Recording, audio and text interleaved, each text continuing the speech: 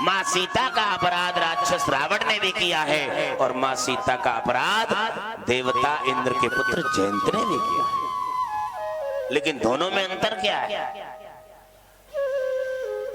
जयंत अपराध करके चला गया, माँ सीता के चोंच मार के रक्त बह रहा है। उस समय भगवान राम माँ सीता का श्रृंगार कर रहे थे, बाल बना रहे थे। धनुष बाण नहीं थे उनके पास। जिस तिनके से बालों को घू रहे थे ना, उसी तिनके को संकल्प से बाण बना करके वो जयंत के पीछे छोड़ा।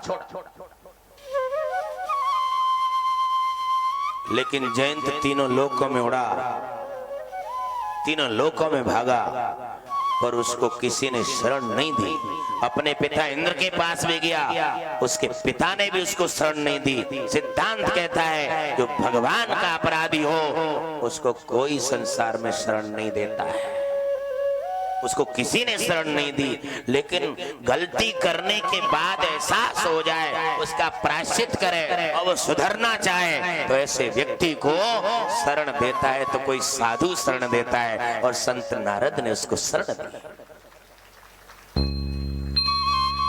संत नारद ने कहा कि तुम जगह जगह शरण लेते घूम रहे हो, जिसका अपराध किया है उसी की शरण में क्यों नहीं जाते हो?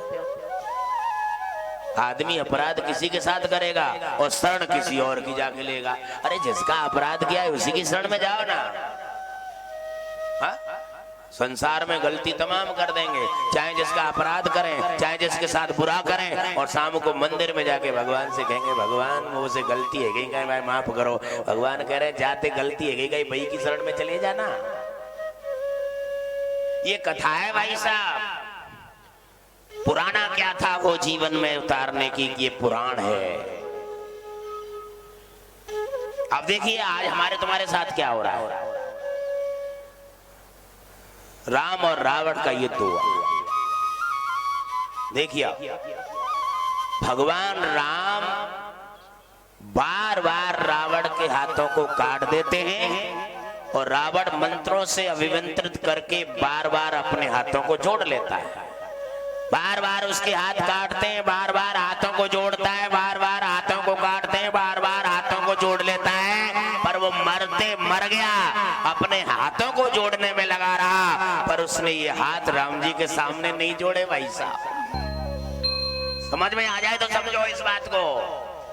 हाथों को जोड़ने में लगा रहा जिंदगी भर, लेकिन इसने ये हाथ राम जी के सामने नहीं जोड़े। आज यही हो रहा है। इसलिए जीवन में कथा कितनी आवश्यक है आप समझने की कोशिश करो।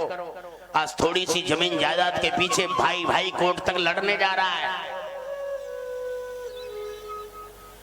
रोज तारीखें कर रहा है, काम धंधे छूट रहे हैं, अपना घर की स्थिति बर्बाद हो रही है, रोज तारीखों में जा रहा है, घर परिवार के सारे काम धंधे बंद हो गए, दुकानदारी बंद हो गई, रोज सर्विस छोड़ करके जा रहा है, वकीलों के हाथ जोड़ रहा है, पुलिस वालों के हाथ जोड़ रहा है, कहां कहां रिश्वत देता फिर रहा है। पर बुद्धि तो देखो, किन किन के हाथ जोड़ता फिर रहा है। लेकिन अपने सगे खून के भाई के सामने हाथ जोड़ ले तो समस्या का समाधान नहीं हो जाए भाई साहब। पर भाई भाई के सामने हाथ जोड़ने को तैयार नहीं है। पुलिस के हाथ जोड़ेगा, वकीलों के हाथ जोड़ेगा, रिश्वत देता फिरेगा, रोज की तारीख कर रहा है, परेशान है। लेकिन भाई भाई के सामने हाथ जोड़ ले तो समाधान वही हो सकता है। लेकिन वो भाई भाई के सामने हाथ नहीं जोड़ रहा है और दूसरे जने कहां कहां हाथ जोड़ता फिर रहा है। वो रावण को भतीजो है भाई साहब। रावण मरते मर गया, हाथों को जोड़ने में लगा रहा, पर उसने ये हाथ राम जी के सामने नहीं जोड़े। बजा दो बजा दो, क्या कहेंगे उसको? कैसी मति खराब हो गई उसकी भाई साहब कि अपने सगे खून के भाई के सामने हाथ जोड़ ले तो समाधान हो सकता है कि नहीं। लेकिन कहां तक भाग रहे हैं हम? कोर्ट कचहरी में भाग रहे हैं, वकीलों के हाथ जोड़ रहे हैं, पुलिस के हाथ जोड़ रहे हैं, रिश्वत दे रहे हैं, दोनों तरफ से पैसा भी बर्बाद हो रहा है, घर बर्बाद हो रहा है, घर में अशांति फैली हुई है, रोज तारीख कर रहा है। पर कैसी बुद्धि भ्रष्ट हो गई है कि अपने सगे भाई खून के भाई भाई के सामने हाथ नहीं जोड़ सकते। यही तो कथा है, और क्या कथा है। कथा जीवन में आज कितनी आवश्यक है, ये कथा ही तो जीवन को मिलाने वाली है भाई साहब। प्रेम सिखाती है कथा, राम ही केवल प्रेम प्यारा। जिससे कभी गलती ना हो उसे भगवान कहते हैं। गलती कर संभल जाए, किससे गलती नहीं होती, हो जाती है, लेकिन संभल जाए उसको इंसान कहते हैं। गलती को गलती न माने उसे शैतान कहते हैं, और अड़ा रहे हमेशा गलती पर उसे बेईमान कहते हैं।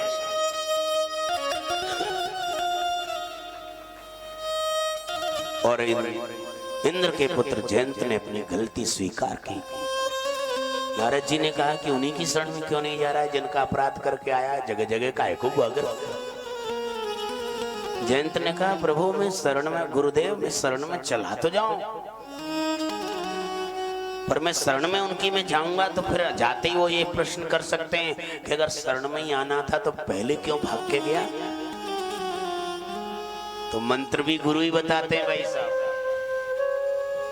नारद गुरु ने मंत्र बताया कि अगर वो ये वैसे तो पूछेंगे नहीं, कि पूछे कि अगर तुझे शरण में ही आना था तो भाग के क्यों गया, तो कह देना कि भाग के तो इसलिए गया प्रभु मैं तुम्हारा प्रभाव देखना चाहता था। और वो ये कहें शरण में क्यों आया है, तो कह देना कि अब तुम्हारा स्वभाव देखने आया हूं प्रभु, तुम्हारा स्वभाव कैसा है। और फिर ये प्रश्न कर दें वो कि तुझे अगर मेरा प्रभाव देखना था तो फिर मेरे से टकराता, सीता के को चोंच मार के गया। अपराध मेरा करता, सीता का क्यों किया। तब फिर मंत्र देते हैं गुरु नारद कि मंत्र क्या है कि अगर वो ये पूछें कि अगर अपराध मेरा प्रभाव देखना था तो अपराध मेरा करना चाहिए था, अपराध तुमने सीता का क्यों किया, तो कह देना भगवान मैं जानता हूं जो अपराध भगत सन करही, जो अपराध भगत सन करही, राम रोष पावक सोहि जरहि, राम रोष पावक सोहि जरहि, निज अपराध रिसाहे न काहू, निज अपराध रिसाहे न। मैं जानता हूं कि तुम्हारा अपराध करते तो तुम्हें क्रोध आता ही नहीं, तो प्रभाव कैसे देखता। इसलिए भगत का अपराध तुम्हें सहन नहीं होता, इसलिए मैंने सीता माँ का अपराध किया। विचार कीजिए आप।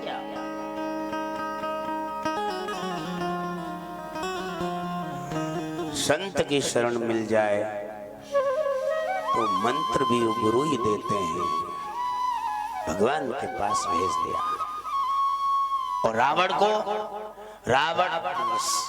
एक तो अपनी गलती कबूल कर ली जयंत ने, दूसरा गुरु नारद जी ने जो समझाया वो मान ली बात। लेकिन रावण को आज तक जिसने समझाया उसकी बात मानी, बोलो किसी की नहीं मानी। और इसी का नाम अभिमानी।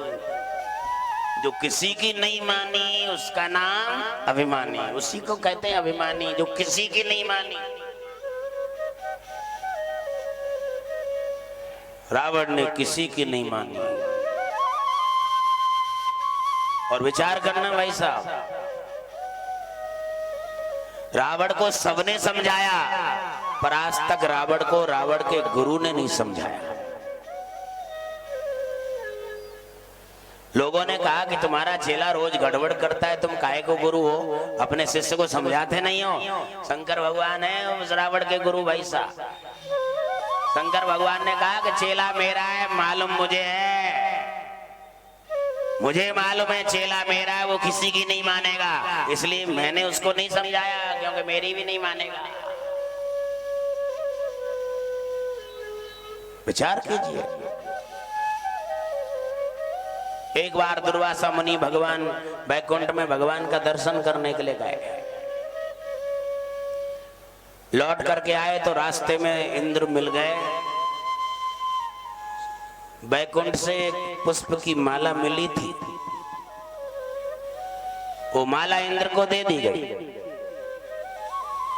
लेकिन इंद्र को अभिमान था मैं हीरों की माला पहनने वाला फूलों की माला पहनूंगा क्या, हीरों की माला पहनता हूं, अभिमान था। और वो माला हाथी के गले में डाल दी, हाथी ने सूंड में लेके उस पैरों से कुचल दिया। उसी समय दुर्वासा मुनि को क्रोध आ गया। भगवान के वैकुंठ की प्रसाद की माला को तुमने अभिमान में आकर के, लक्ष्मी के अभिमान में, धन के अभिमान में आके ठुकराया है। मैं श्राप देता हूं, जा तू श्रीहीन हो जा। और उसी समय लक्ष्मी समुद्र में चली गई। ये कथाएं सब आपने सुनी है। दैत्यों ने चढ़ाई की स्वर्ग के ऊपर, स्वर्ग के देवता स्वर्ग छोड़ के भागे, भगवान की शरण में पहुंचे। तब भगवान ने कहा था तुमने अभिमान किया है, धन का अभिमान हुआ है। अभिमान पतन का कारण होता है भाई साहब, चाहे धन का अभिमान हो, चाहे बल का अभिमान हो, चाहे परिवार का अभिमान हो, चाहे प्रतिष्ठा का अभिमान हो, अभिमान पतन का कारण होता है। अहंकार जिसने किया रहा न उनका वंश, अहंकार जिसने किया रहा न उसका वंश, सच नहीं तो देख लो रावण कौरव कंस, सच नहीं तो देख लो रावण कौरव कंस। अहंकार पतन का कारण है। I is always capital. मैं, ये मैं की जो आई है ना, पूरे अल्फाबेट में कैपिटल यूज होती है भाई साहब। ये अहंकार का प्रतीक है मैं। और पूरे अल्फाबेट में कैपिटल आई का सर ऊंचा रहता है। मैं और कैपिटल आई का ये भी मालूम नहीं पड़ता कि उल्टी है कि सीधी है, दोनों तरफ से एक जैसी होती है। ऐसे ही अहंकारी आदमी का भी पता ही नहीं चलता कि उल्टा है कि सीधा है। बजा दो।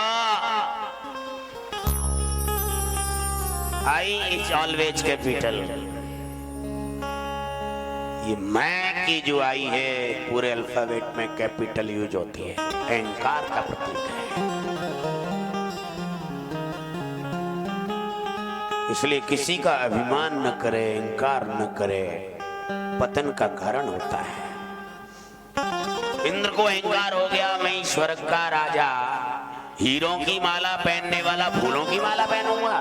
और फूलों की माला को साधु के हाथ की मिली हुई और भगवान के वैकुंठ की वो प्रसाद की माला, और उसने ठुकरा दिया। साधु के द्वारा वो माला मिलती है तो बहुत कीमती होती है, संभाल के रखना चाहिए। गुरु महाराज के हाथ से माला पहनाई गई है, संभाल के रखो, प्रसाद है, उसकी कोई कीमत ही नहीं समझता यार। इंद्र ने नहीं समझी उसकी कीमत, श्राप दे दिया दुर्वासा मुनि ने। अहंकार में तू इस प्रकार से माला को ठुकराया है, श्राप देता हूं तू लक्ष्मी का अभिमानी हो गया, इसलिए तू श्रीहीन हो जा। और उसी समय लक्ष्मी समुद्र में चली गई। देवता भगवान की शरण में पहुंचे। भगवान ने कहा कि तुम मेरी शरण में आए हो तो एक युक्ति बता देता हूं। लक्ष्मी समुद्र में चली गई, ऐसा करो तुम दैत्यों के राजा बलि से मिलो। चाहे कितनी भी कथाएं सुन लेना, किसी भी शास्त्र को निकाल के खोल के देख लेना, हर शास्त्र में भगवान हर जगह संधि कराने की स्थिति में, जोड़ने में, समग्र समाज को साथ में लेके चले भगवान। समग्र समाज को तोड़ा नहीं, भगवान ने जोड़ने का काम किया है। राष्ट्र का संगठन करना है तो समाज को जोड़ना बहुत आवश्यक है। और भगवान तुरंत कह रहे हैं कि तुम दैत्यों के राजा बलि से मिलो। दोनों